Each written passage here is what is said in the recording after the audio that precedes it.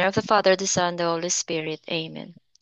Heavenly Father, as we come together for this Bible study, we ask for your blessings and guidance.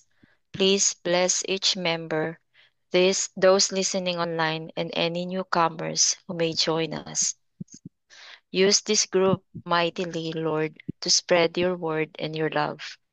May your Holy Spirit be our guide as we study your word. Help us understand and apply your teachings in our lives, growing in faith and love. May our Mother Mary teach us to receive your word, to bear your word, and to share your word to others. We thank you for this opportunity and offer this time to your glory. In Jesus' name we pray. Amen. The Lord be with you. And with your spirit. A reading from the Holy Gospel according to John. Glory to you, O Lord. The vine and the branches. John 15:1-8. I am the true vine, and my Father is the gardener. He cuts off every branch in me that bears no fruit, while every branch that does bear fruit, he prunes, so that it will be even more fruitful. You are already clean because of the word I have spoken to you. Remain in me as I also remain in you. No branch can bear fruit by itself. It must remain in the vine. Neither can you bear fruit unless you remain in me.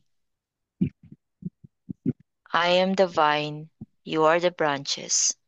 If you remain in me and I in you, you will bear much fruit. Apart from me, you can do nothing. If you do not remain in me, you are like a branch that is thrown away and withers. Such branches are picked up, thrown into the fire, and burned. If you remain in me, and my words remain in you, ask whatever you wish, and it will be done for you. This is to my Father's glory, that you bear much fruit, showing yourselves to be my disciples. The Gospel of the Lord. Praise to you, O Lord Jesus Christ. Yung tong gospel na to, tong John 15 verses 1 to 8, ang message nito ay to have our Christian living effective at magkaroon tayo ng fruit producing lives. So nabanggit natin the word of God is living and effective sa Hebrews 4 verse 12 dito sa gospel na to para mabigyan ng emphasis na yung word of God living and effective in our lives. Ang ginamit ni Jesus na halimbawa ay ang vine at branches, yung ubasan sa Tagalog, ubasan. At tayo yung mga baging, actually, kinontrast ni Jesus kasi sa Old Testament, ang Israel ay hinahambing din bilang vine. Sa sa book of Isaiah, nagreklamo si Yahweh. Bakit yung ubasan, bakit yung Israel ay hindi namumunga? Kaya kasi hindi sila kaugat. Hindi sila kaugat sa Diyos. Kaya si Jesus, pinakita rito, para mamunga kayo, hindi katulad ng Israel na hindi namunga, kailangan you remain in me. You are in constant connection with me. Yung life ni Jesus ay nagfo-flow sa life natin, Ito rin nilagay sa sa 2 Peter 1:4, no? That we may participate in the very nature of God, no? Ayun po yung yung gift, no? Ah, kung makashare tayo sa divine nature ng God, no? At nangyayari to during binyag, no? Nung bininyagan tayo, no? Nung bininyagan tayo, nagkaroon tayo ng divine nature. We participate in a divine nature of God. Yun lang, along the way, hindi po lumalago kasi siguro walang kulang ng catechetical instruction, siguro yung mga pagkukulang namin na hindi pinapalago ng husto yung ubasan sa pamagitan ng mga Word of God, sa pamagitan ng meaningful celebration of the Mass, no? Lalo sa mga homilies, sa mga recollection, sa mga retreats, sa mga catechism classes, no? Mabuti ngayon, medyo nakakahabol tayo no, sa Bible study, no? Para yung divine nature natin na nag-participate tayo sa God by adoption, no? Kasi si Jesus kasi by nature anak siya ng Diyos. Tayo, anak tayo ng Diyos by adoption, no? Nakalagay yan sa Romans 8 at 23, no? So, pinili tayo ni God for adoption. No, isang pananaw po 'yun, no? Ngayon, ang binigay ni Jesus para maging effective ang Christian living natin at maging fruit-producing Christians tayo, no? Kaya may bunga tayo, no? Pangit naman kasi ba, merong puno tapos walang bunga, di ba? Hindi maganda 'yun eh. Pero yung bungang 'yun ay manggagaling, no? Pag nananarish siya ng ugat, no? Nanggagaling mismo sa ating kay Jesus, no? Kaya sinasabi ni Jesus, we are branches that cannot stand alone. No? Hindi kailangan mag-isa tayo. Kasi divine ano to spiritual life Kailangan natin si Jesus, no? We can't stand alone. Tapos pinakita niya rito yung the Father himself nung nakalagay sa John 14, no? 27.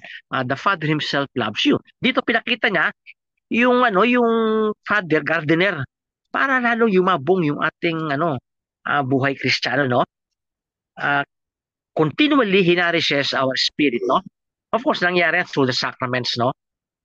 Through sacramentals, no? Itong mga krus, di ba? Yan, yung Santo Entierro, mga sacramental po yan, no?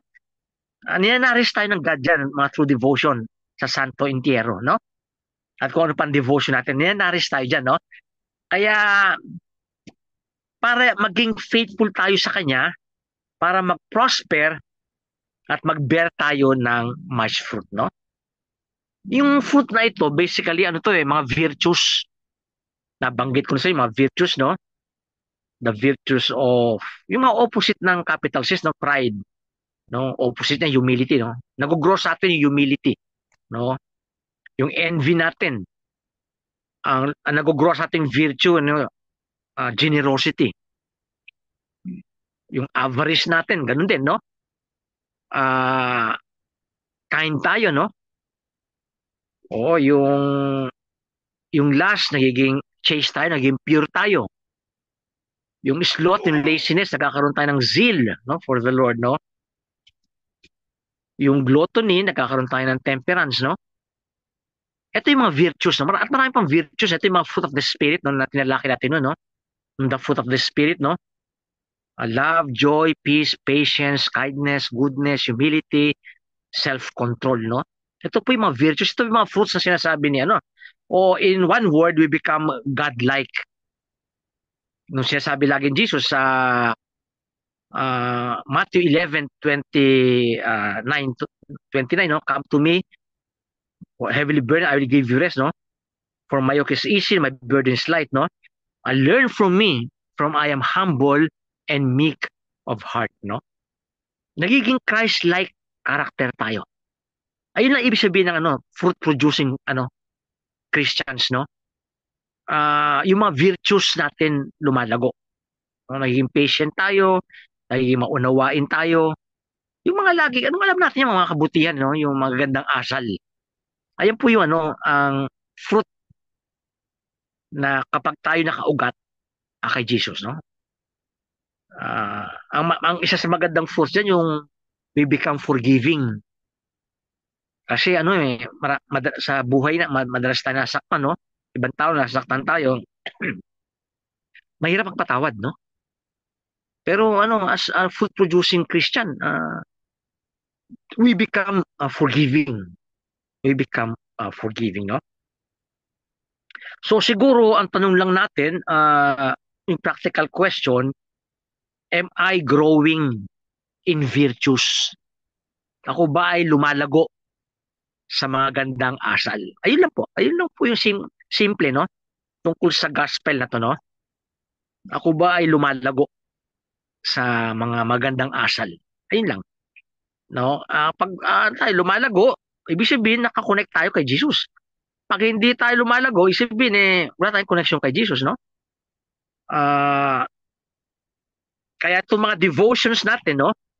Yung Santo Niño, yung Santo Entierro, Rosary, Divine Mercy Chaplet, Nazareno, lahat po yan patungo sa paglago ng mga prutas o ng mga virtues sa ating buhay, no?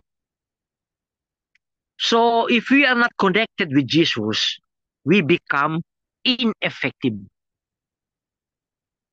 Ineffective ang ating witnessing. Di ba? Bigyan natin ng emphasis nung wag na tayo lumayo sa pagmamahal natin sa kapwa, mag-concentrate tayo sa family natin. No? Effective ba yung aking witnessing sa aking family? No? Kasi minsan madaling mahalin yung ibang tao kasi bihira natin makita yun eh. Pero yung mahalin mo yung pamilya mo, yung lagi mo nakikita, yung lagi mong kasama, ayan po ayan ang challenge diyan eh.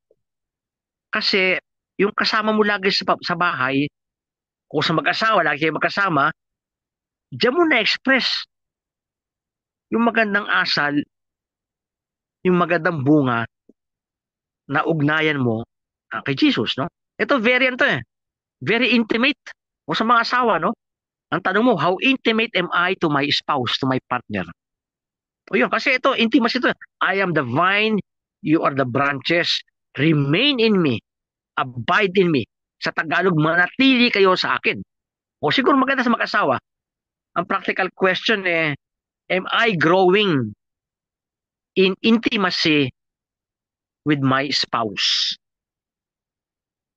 Kaya, Lord, sana, ma-renew ulit kami. Kami mga marriage renewal eh. Ganun din sa mga religious life, no? Sa mga pare, yearly, meron kaming renewal, no? Yung pag Holy Thursday, renewal namin yan eh. Renewal of priestly vows. Kayo siguro, yung inyong mga anniversary, renewal nyo, no? That you grow in intimacy with each other.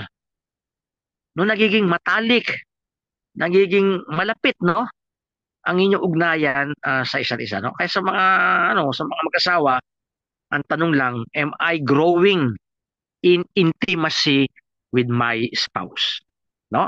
Ayo, magandang tanong yan, no? O ngayon, kung kasama nyo pa yung anak nyo, ano ba relationship ng parents, no, sa children, no? May isang instruction dyan si Saint Paul, no, sa Ephesians chapter 6, no, verse 1 to 2, no? Uh, Bring up your children in the discipline of the Lord.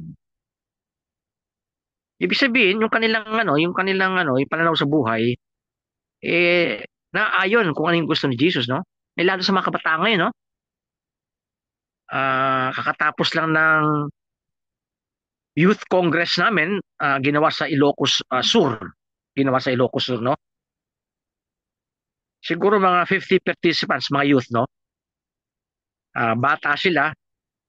Ang tanda siguro, maabot siguro mga 27 years old. Yung values ng mga youth, ito ba siya sabi ni Lord na raise them up in the discipline of the Lord. Very challenging ang youth. No? Very challenging kasi mga values din na form ng media. Kaya yung word of God ba tumatagos pa sa kanila? Kung napabayaan ng magulang, kami humahabol. Pero ano magagawa ng 3 days? No? Yearly yun eh. Last year, ganun din. Nagbigay din ako, no? Topic ko sa youth, no? Kay Timothy, no? Nung 5 na katangian ng youth, no? Binanggit ko sa kanila. Pinamemorize ko. So, wala din, lumalampas din. No? Kasi nag-umpisa sa tahanan, sa bahay. Kaya siguro, kung kasama nyo pa yung anak nyo sa inyong bahay, raise them up in the discipline of the Lord. No, yung mga values nila kay Jesus, no? Kasi ayun talaga eh. At magiging ineffective tayo kung hindi tayo nakakonek kay Jesus, no? Para tayong sasabi ni Saint Paul, clanging cymbal. Alam yung clanging cymbal, yung parang yung ginagano sa tang tang tang, parang clanging cymbal. Kung hindi tayo nakaugat kay Lord, no? Lumalampas lang yan, no? Of course, don't blame yourself too much naman kung naiba na yung values ng mga anak niyo, no? Kasi grabe ang kalaban natin, no? Media, society, mga kaibigan nila, mga friends nila, yung sa school, no? Pero may ano pa rin tayo. Siguro kung hindi na masabihan, siguro sa ating ano lang, pakikitungo sa kanila. O sa pag-anyaya sa kanila kung may mga church activities. Maganda nga yun, yayain mo sila kahit na nakukornihan sila o tinatamad sila o hindi nakiklik sa kanila. Patuloy lang ang imbita at pinagdadasal sila, no? Kasi ayun po yung effective na yung salvation ng buong pamilya, no? Yung parang ate ko, no? Desire ng ate ko sa next life magkita-kita uli kami ron. Oo, makikita-kita tayo basta yung values natin kay Jesus. Pag ang values natin hindi kay Jesus, wala, hindi maano tayo. Tapos, dadaan sa purgatorio, no? Para ma-cleanse tayo, no? Pero ayun po yun, no? Yung bunga, no?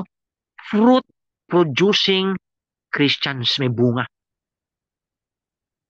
Yung bunga niya, mga magandang asal, magandang ugali. Sa yung asawa, ang tanong natin, am I growing in intimacy with my spouse? Ayan ang calling ni Lord. Maging intimate ka sa spouse mo. Sa mga anak nyo na meron pa kayong nakikita-kita pa kayo, ang tanong lang patuloy ba? Because sinabi ni Saint Paul, raise them up in the discipline of the Lord. No? Doon muna siguro magandang emphasis no sa pamilya, no? Para ano po yung maging ano tayo doon mismo. Kasi lagi natin kasama araw-araw yan no? Halimbawa, nung sinasabi ni Saint Paul sa Ephesians 6:1, sinasabi ko ito yung tungkol sa children at sa mga parents, no? Chapter 6 verses 1 to 2, no? Children, obey your parents in the Lord. So sinusunod na kayo ng mga anak nyo dahil sa Panginoon, no? For this is right. Honor your father and mother. This is the first commandment with a promise. May pangako si Lord sa mga anak na binibigyan ng honor ang kanilang magulang, no? That it may go well with you and that you may have a long life on earth. Ito, may promise si Lord, no? Sa mga anak na, sana. Pero sa ating Bible study, wala nakikinig na bata, no? Na anak, no? Pero ganun po yun, no? Sinabi ni Saint Paul to, ni Jesus, no? Tapos diretso tayo. Fathers, no, sa mga tatay, do not provoke your children to anger. Di ba, minsan yung mga ganyan, biro mo, siguro pwede isama na din dito, nanay din siguro, no? Pero minsan, may galit sa atin yung ating mga anak, no? Siguro sa pamaraan ng ating pagdisiplina sa kanila, o pampatis sila itrato, no? Pero sinabi nila, do not provoke your children to anger, but bring them up with the training or discipline, with the training and instruction of the Lord. Ayun po yung natin habang nasa tahanan pa natin, no? The Lord is telling us, no, is commanding us, bring up your children with the training and instruction of the Lord. Yearly may youth congress kami sa church. Hinahabol namin to. Kasi maraming kalaban, no? Media, barkada, lipunan, sa school. No? Pero ito huwag nating kalimutan. Bring up our children in the training and instruction of the Lord. Kaya maganda po, may Bible study tayo, nag-aaral tayo ng Catechism of the Catholic Church, mga sermon ng mga pare, o sa mga reflection natin, no? Nakaka-receive tayo ng training and instruction of the Lord. At ayun din ay ipapasa natin sa ating mga anak. That is a concrete way of loving the Lord in our children. Am I raising up my children in the training and instruction of the Lord? Kung may malaking pagkukulang, pwede pang may habol. Pwede pang habulin, no? Pagdasal natin sila, imbitahin natin lagi sila pag may mga ganitong gawain para minsan ma-attend yan once, twice, tapos sali-sulian. Okay lang yun. Huwag tayo magkasawa. No? Kasi we want na sa afterlife, makasama natin ang buong pamilya natin sa langit. Di ba maganda yun, di ba? Dati sa question and answer forum,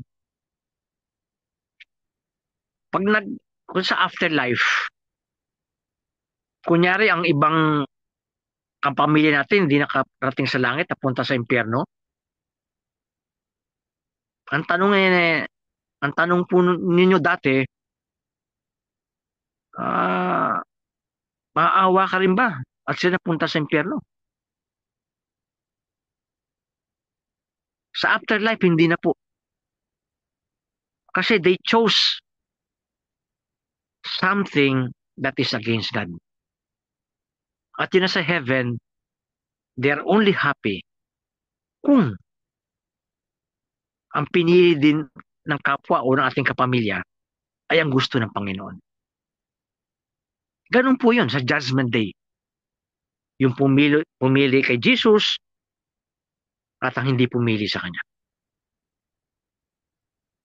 Sa mundong ito, pag malayo ang tao, ang ating pamilya kay Lord, naawa tayo. Pero may hangganan yun. Kasi once we die, may iba na emotions natin. Ang emotions natin may imperfect. Ang ating emotions, mamahalin lang kung ano yung mahal ni Lord. At hindi lang mahal si Lord, mawala yung ating sa kanila simpatiya. Kaya po no, gusto natin na yung buong pamilya papunta sa langit. Ayan man lang. May pagkamahal sa'yo, nagadasal tayo for the conversion of sinners, so at least makafocus man lang sa family. No, siguro mga three meetings natin, no, binibigyan ko kong emphasis yung family lagi. Kasi ito po yung pinakamalapit sa atin. Ito yung lagi natin nakikita. Ito yung laging ka-text natin. Ito yung laging katawag natin. Ito yung laging nakakagalit natin. Hindi nagkakasundo. Pinapatawad. Kumakain together. Nagka-celebrate together. Nagkabakasyon together. Pamilya natin yan eh. At maganda, makasama natin sila sa langit. Ayun, magandang yun. Marami kang gusto sa anak mo, di ba? Makapagtapos ng pag-aaral, magkaroon ng magandang pamilya din, kung makapag-asawa sila mabait, no? Maging maayos ang buhay nila. Ayun ang mga desire ng magulang sa mga anak nila. Pag umalis sa kanila, no? Maging successful sa life. Pero maging isang part ng desire ng magulang. Makasama namin ang ating anak sa langit. No, kaya itong Bible study to, no, ang picture ni Jesus, no, I am the vine, you are the branches, no, na yung ugnayan natin kay Jesus ay madalas. Kasi pag ang ating ugnayan kay Jesus, ang ating panatili kay Jesus ay malakas, yung ating witnessing, yung ating training and instruction sa ating mga anak ay magiging effective. Kasi the grace of God will overflow sa kanila. Medyo maaring matagal, okay lang yun. Ang mahalaga, yung channel nakabukas na. Kumbaga sa gripo, hindi nakasara yung gripo, nakabukas na. Kaya lumalabas na yung tubig. No? Kasi yung, alam yung, ano, yung, yung grace ng God eh. Yung grace ng God parang ano yung tubo. No? Kahit tumingin tayo ng tumingin dyan, walang lalabas sa tubig. Kasi kailangan yung ating cooperation. Kasi may free will tayo eh. May freedom tayo eh. Cooperation. Kaya the same with our Bible study, nagpe-pray tayo kay Lord, Lord, sana yung grace mo. Buksan na aming isip, liwanagan kami. Yung aming desire, Lord, purify our desire. Kapag nangihina kami, palakasin mo kami, Lord.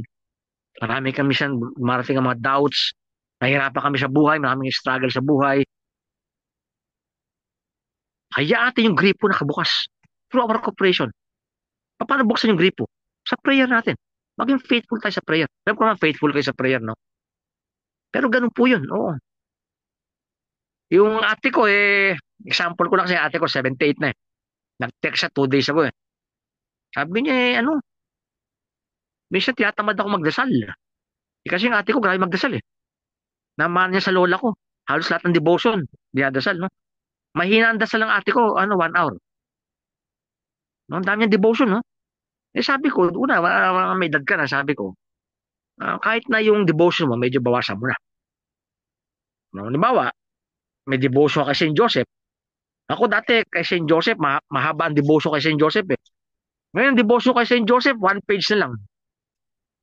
Kasi hindi ko na kaya magbasa ng marami, ng mga devotions. Di ba, marami kayong devotions, di ba? Yung, di ba, devotion, Divine Mercy, to Sacred Heart of Jesus, di ba? O kay Saint Jude Tadeus. Marami, makapal, minsan yung, libro. O Sacred Heart Devotion, makapal. Sabi ko, okay yan. Pero sa pagtanda mo, hindi mo na kayanan yan, di ba? Sa pagbabasa mo, mahina ka na. Oo, kaya sabi ko, ako sinasabi ko Saint Joseph, simple lang eh. Saint Joseph, no, guide me. Saint Joseph, protect me. Saint Joseph,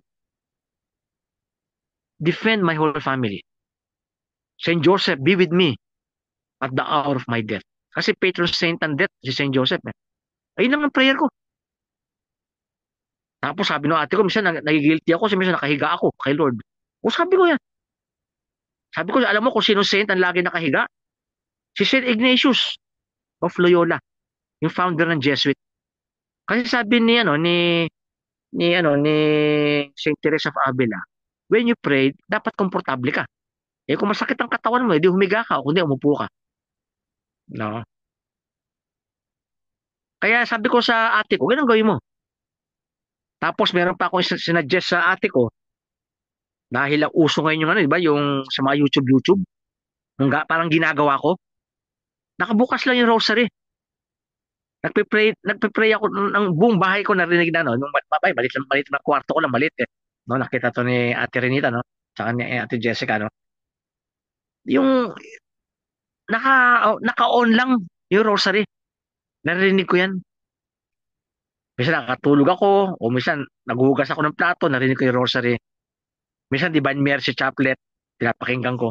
Minsan kahit hindi ko pinapakinggan, ay ko, music ay ng prayer sa buong ko sa kwarto ko. So ginagawa ngayon ng ate ko yon, matanda na kasi siya, 78 na. Medyo mahina rin katawan niya. Nakatulong sa kanya. Ang pinaka-point lang dito, may ugnayan nga kay Lord, no? Bawa, ngayon, malakas pa si Brother Alvin, tsaka si Sister Karina, no? Nakapunta pa kayo sa Santo Entierro. Oh, nakapagdasal, malaking devotion. Pero pagtandaan nyo, maaaring hindi na makapunta, hindi na kayang katawan eh. Hindi na makapagbasa ng mga devotion. Anong gagawin mo na lang? Simple, I love you. Santo Entierro. Santo Entierro, enlighten me. Santo Entierro, strengthen my will to love you. Santo Entierro, guide me, protect me, defend me until I reach heaven. Ganun lang. Pero malalim na prayer yun. Kasi from the heart. From the heart. No? So, maraming kanyang mga pari din.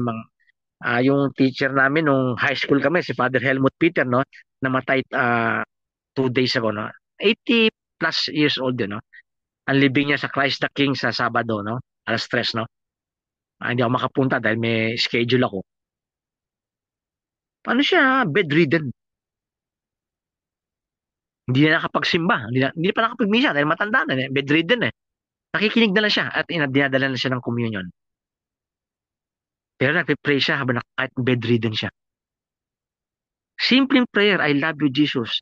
Jesus, have mercy. Kaya nakauwi na sa langit yun. Nakauwi na sa tahanan niya. Ayun din ang prayer ko eh. Na kung abutin ako ganong edad, no? Hindi na ako mapagmisa, hindi na ako mapag-pray. Sinasabi lagi ng saint, no? Na Jesus, pag mawalan ako ng consciousness, nakalimutan ko ngayon kung sino saint yun eh. Mawalan ako ng, Saint John Vianney, no? Mawalan ako ng consciousness. Alam mo sa puso ko, sinasabi ko sa'yo, I love you. Kasi, ito yun. I am the vine, you are the branches. Malalim ang ugnayan. No? Ito, hindi ma-explain to eh. Yung, kung hindi mo na-experience to, no? Parang ano yan eh. Ah, kasi nung sinabi ni Jesus to, ano siya, malapit na yung kanyang ano, yung kanyang passion and death, no? Parang ano siya, ito yung ano siya, yung parang patapos na yung pag-aaral ng mga apostles sa kanya. Para tapos na ang training nila. Kaya ito yung mga paalala ni Jesus. Kumbaga may graduation speaker, si Jesus ang speaker sa graduation nila. Tapos na ang kanilang pag-aaral na ano, bago siya mamatay, no? Ito, kaya sinasabi niya, ang susi ng pagiging ano, Kristiyano nyo, ang pagsunod sa akin, ay relationship nyo sa akin. Maging malalim at maging effective kayo. Ilan lang ba sila? 11 dahil umalis si Judas, 12 apostles, no? Tapos pinalitan ni Matthias, no? 12. Tapos counting disciples. Kita nyo, very effective. All over the world, basta pinatakutan. Kahit anong persecution, lumawak ang Kristiyano. Tayo, inabot tayo ng kanilang ano, sigasig nila. No? Bilang mo 12 apostles. Dahil I am the vine, you are the branches. Apart from me, you can do nothing. Sabi ni Jesus, apart from me. Pag wala kayo sa akin, wala kayo ugnaya sa akin, hindi kayo magiging epektibo. Kita mo ngayon, 1.4 billion ang mga Catholics. Yung mga Protestant, kahit walang full communion with Rome, nasa 700 million sila. Marami pa tayong missionaries, no? Nagpipreach sa China, sa Thailand, sa Japan, sa India, sa Africa, sa Middle East. Union with Jesus, apart from me, you can do nothing. Kaya yung in-emphasize dito, close relationship with Jesus, no? To produce fruit.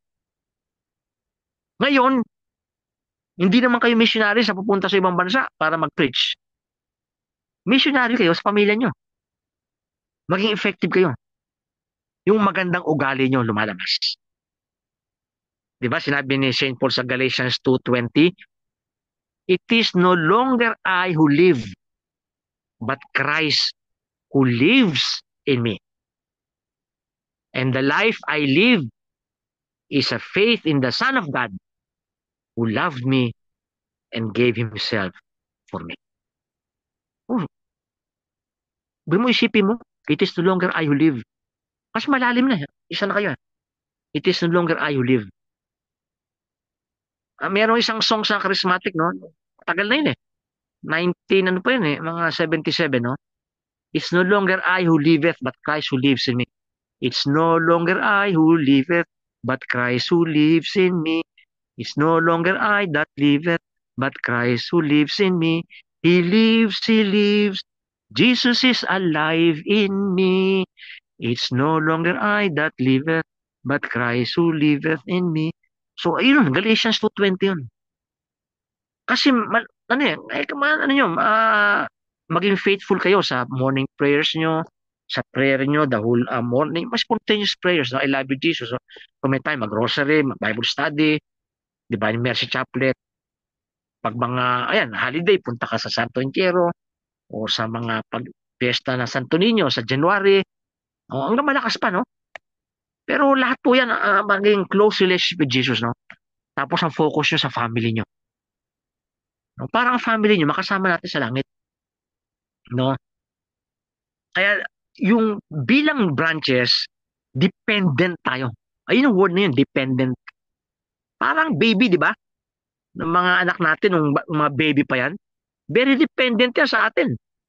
Sa pagkain nila, o para makadede sila, o para makapag-aral sila, dependent sila, para alis sila magulang nila. Dependent. Ilang pagtanda nila, naging independent. Pero relation natin kay Jesus, iba. Habang tumatagal tayo sa Kanya, naging dependent tayo lalo. We can never be independent from the Lord. Sa natural life, from dependency, ng mga bata, ng mga anak natin, pero paglaki niya, may sariling buhay, may mga sariling trabaho niya, naging independent na sila sa atin. Pero, relationship na. No? Parang two equal adults, no? Pero sa relationship natin kay Lord, well, hindi tayo graduate sa pagiging dependent natin sa Kanya. We can never be independent from the Lord. Lagi tayong dependent kay Lord. And our dependence on the Lord is always growing. No? Huwag niyo pong kakalimutan yun, no? Our dependence on the Lord. Kaya siguro, ayan, kanina may tanong ako, am I growing in intimacy with my spouse? Pangalawang tanong natin, mga anak natin, am I raising up my children in the training and instruction of the Lord? Ngayon naman, another question, am I growing in my dependence on the Lord? Kasi wala pong graduation sa pagiging dependent natin kay Lord, no? Hindi yung there will come a time maging independent tayo sa ano.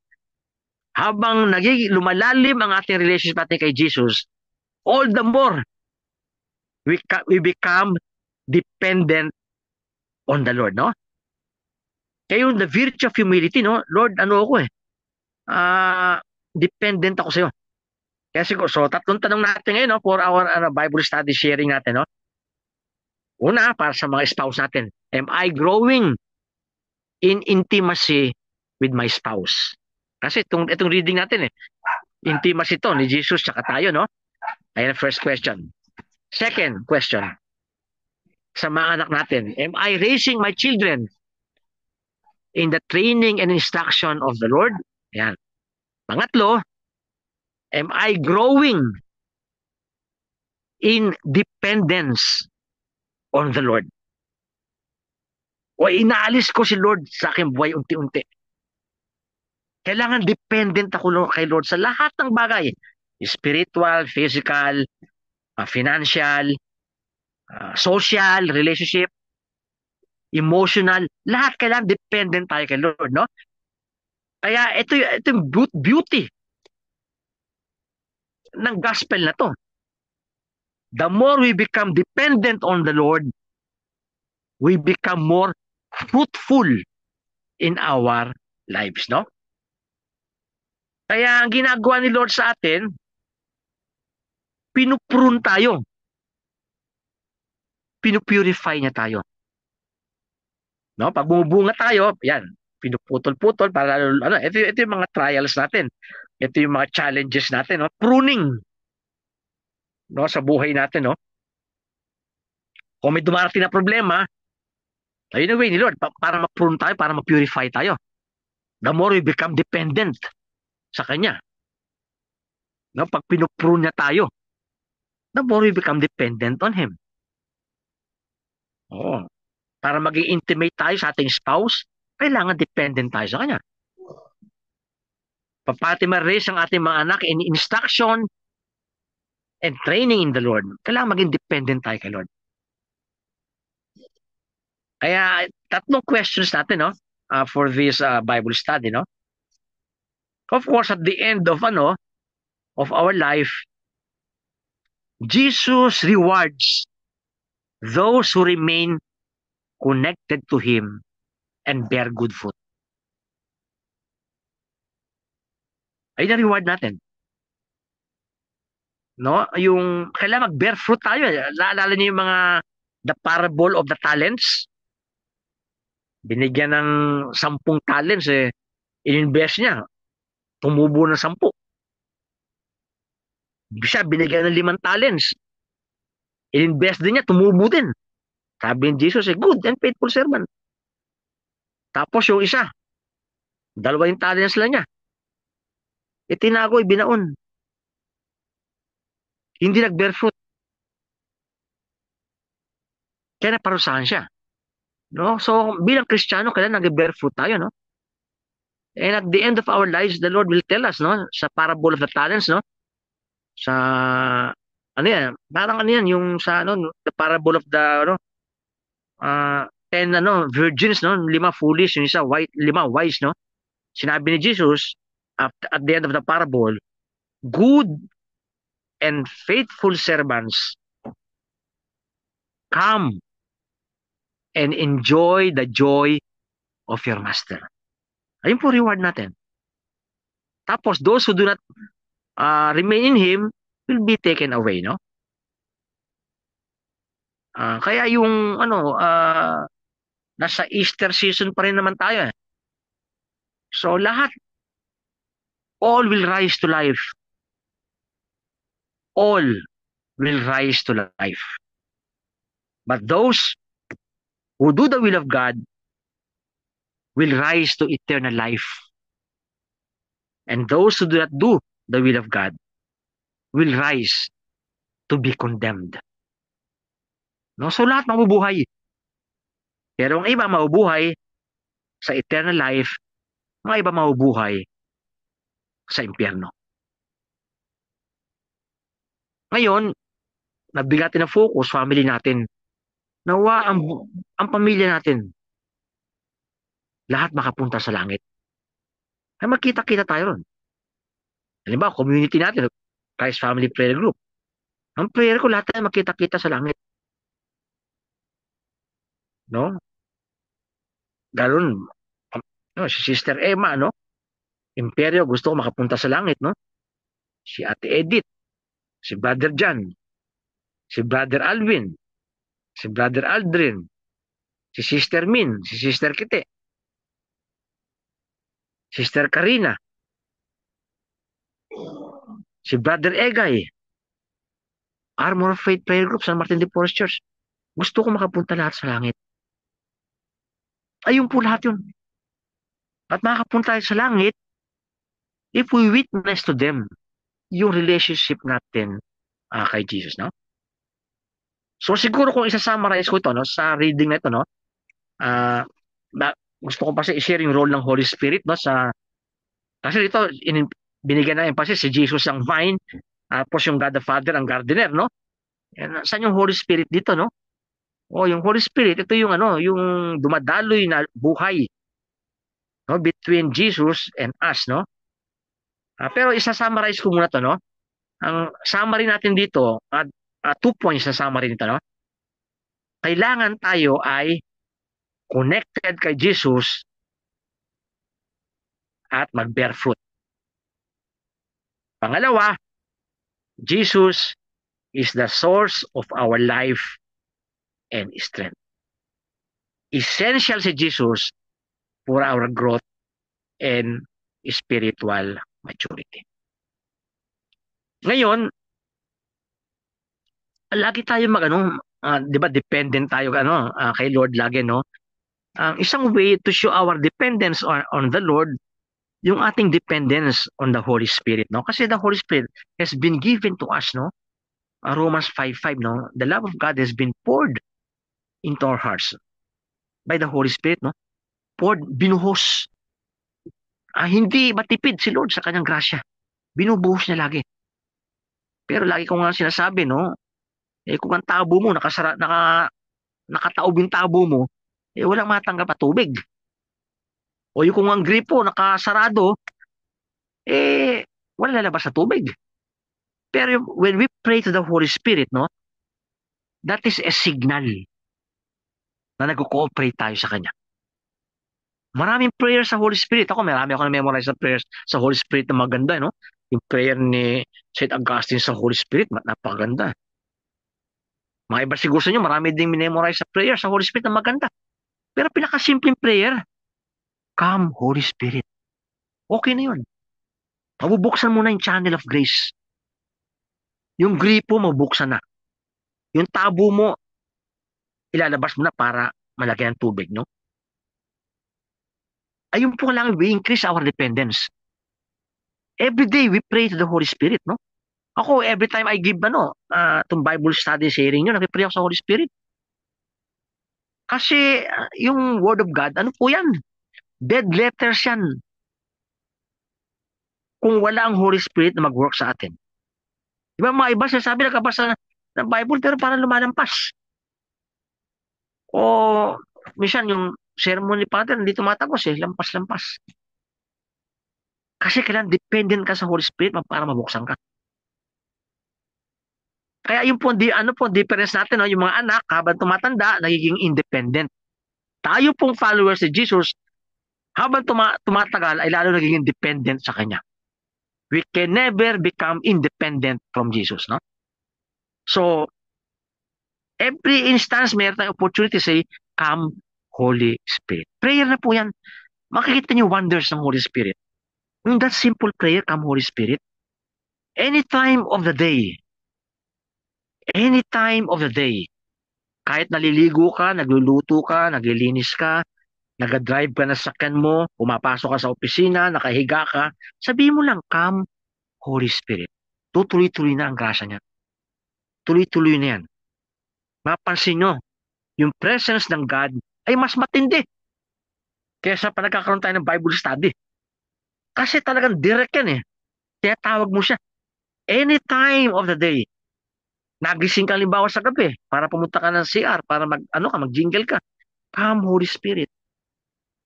No? Kasi binigay sa atin yan, no? Kasi the Holy Spirit will empower us to bear witness to Jesus Christ, no? Mag-bear witness ang Holy Spirit, tulungan tayo para maging intimate tayo sa ating spouse. Para sa mga children natin, mabigyan natin sila ng training at instruction at we become dependent on Him, no? Nakalagay sa John 15 verse 26, no? And the following, when the Paraclete comes, no? The Holy Spirit, He will bear witness on my behalf. You must bear witness as well. Paano ka mag-bear witness? Pag tinawag mo siya. Nakikita yan eh. No? Yung ugali ng tao, nakikita yan eh. If you call on the Holy Spirit, makikita yan, makikita. Makikita ng asawa mo yan.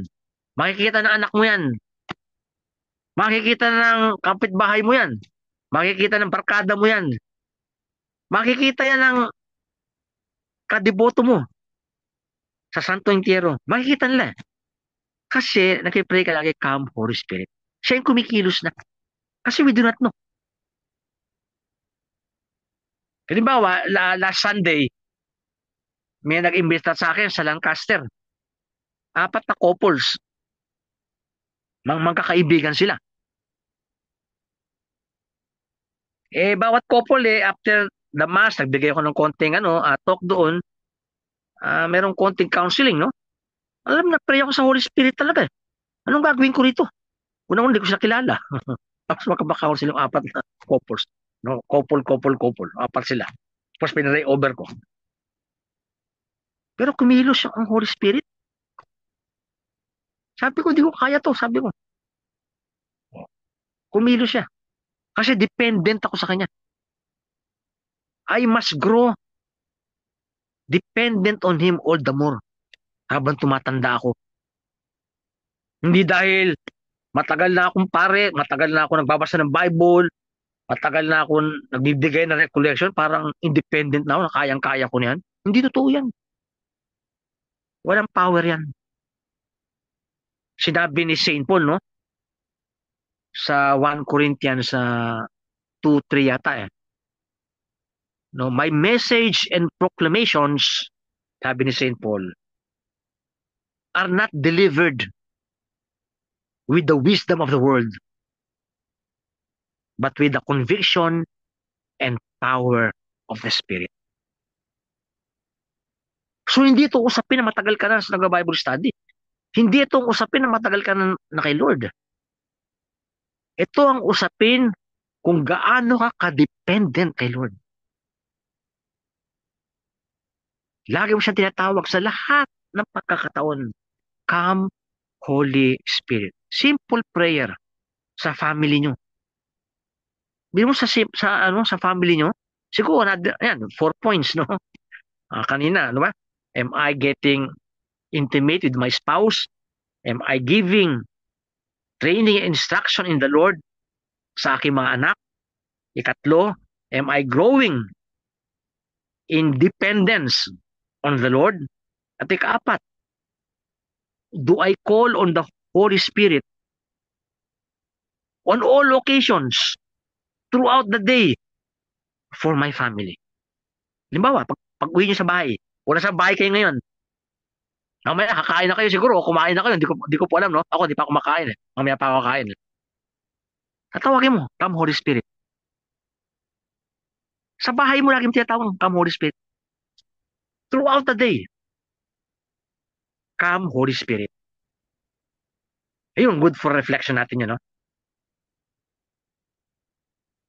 Siguro, wala tayong oras, no? Siguro, isa pa siguro, no? Nakalagay sa Ephesians 3:16, no? The Holy Spirit gives us the power to be strong in our inner selves. Maraming tao nanghihina ngayon. Maraming tao gusto nang bumigay. Maraming tao gusto nang sumuko sa buhay dahil sa kanilang mga problema. Ayun din tanong sa akin, no? Lalo yung mga elderly na nagka-problema sa pagtanda nila, naloko sila. Naloko sa negosyo. Niloko ng mga kaibigan. Nung Sunday, nagkwento sa akin, ng 4 na couples, nung isa nakuha na ng 400,000. Nagdemanda, pumunta kay Tulpo, wala nangyari. Kay Ben Tulpo, wala nangyari. Pumunta, tapos yung isa nakuha na ng, isa 400, isa 500,000. At yung isa mabigat 4 million. Nagtiwala sa matalik na kaibigan. Wala nangyari. Naggastos ka pa sa ano. Pumunta ka sa barangay, lupo ng barangay, tapos sa court, kumikita pa yung magbabayad ka sa abogado. Wala nangyari. Yung temptation niya, patayin ng tao, no? Lahat yan. Gusto na sumuko sa buhay. Ito, sinare ko sa kanila, no? The Holy Spirit gives us power to be strong in our inner selves. Kung nanghihina na kayo sa buhay, no? Babasahin ko, no? Ephesians 3:16. I ask God from the wealth of His glory. I ask God from the wealth of His glory to give you power through His Spirit to be strong in your inner selves. Kung nanghihina na kayo sa panloob nyo, Ephesians 3:16. Basahin nyo lagi yan, no? Pero sa simpleng bagay, ibig sabihin lang, dinadasal ni St. Paul na bigyan tayo ng godly power through the Holy Spirit to be strong in our inner selves. Lalo tayo sa mga elderly. Mahina tayo physically. O si brother dyan, mahina na rin physically, no? O, mahina tayo physically. Pag mahina ka physically, ang tendency maging mahina ka rin inwardly. Parang ano yan, magkakambal yan eh. Pero, kay maraming mga elderly, depressed. May anxiety sila, malungkot. Pero itong good news, the Holy Spirit will make us strong in our inner selves. Let us pray for that, no, as we end our Bible sharing, no? That prayer, come, Holy Spirit, make my inner self strong. Palakasin niyo po ang panloob ko o sa atin palakasin ang ating dibdib through the Holy Spirit. At ayan din po ang prayer ko sa inyo as we end this Bible study and sharing. I pray, O Lord, mga bagay na to, no? First, I pray na maging intimate sa aming spouse. Pangalawa, that you continue to inspire us to raise up our children in training and instruction of the Lord. Third, that we grow in dependence on you as we grow in life.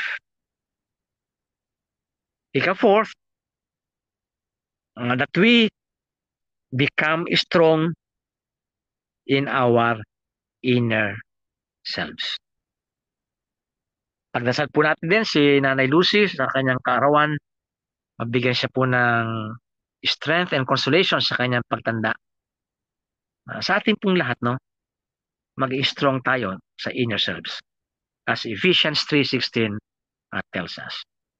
The Lord be with you and with your spirit.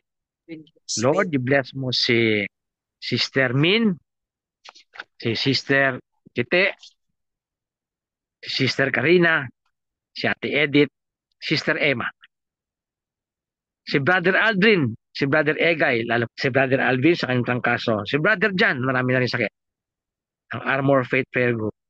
Lahat po ng Christ Family Prayer Group. Ang blessing mo po ay mapasa amin, ay mapasa kanila.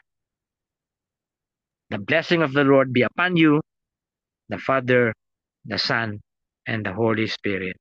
Amen. Amen. God bless God po bless sa po. lahat. Salamat. Oo. Yeah, Si salamat. Brother Jan. Oo, si Brother Alvin, no? Oo. Palakas po si Ate Edith. God bless po. No? At lahat po ng mga members natin na maraming naranasan ngayon, no? Palakasin si Lord, no? Sa kanilang inner selves, no? Pag-pray po natin lagi, maging strong in inner selves. Thank you, Sige po. Father. Okay, God bless po sa inyo lahat, ha? Kay Bill, na? Thank you. God bless. Sige po. God bless. God bless us all.